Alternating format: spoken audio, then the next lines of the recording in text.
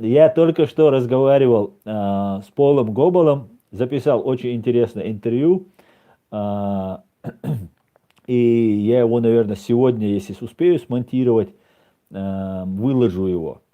Пол Гобол, кстати говоря, это надо будет сделать, вырезать и как анонс это сделать, да? Пол Гобол является старым антисоветчиком, ну, профессионалом по советам, да, по коммунистам, точнее сказать, по КГБшникам. Этот человек работал в ЦРУ раньше, давным-давно. И сегодня я как-то тут говорил о нем, и мне сказали, задай ему интервью, пригласи его на интервью.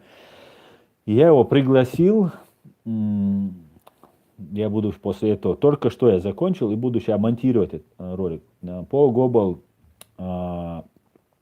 был знаком, он сам говорил мне об этом раньше, что Абдурахман Автурханов, он считает своим учителем, был с ним знаком, у него книга есть подаренная от него. И я задавал ему очень интересные вопросы.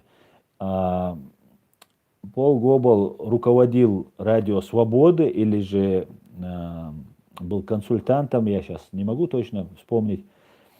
В итоге очень полезный разговор получился. И у нас будет возможность, если вы будете задавать вопросы под его видео, когда я выложу видео, можете писать вопросы, и он их, наверное, почитает, я ему скину ссылку. И я буду знать, какие вопросы, и можно будет в следующий раз опять собрать вопросы и опять ему задать эти вопросы.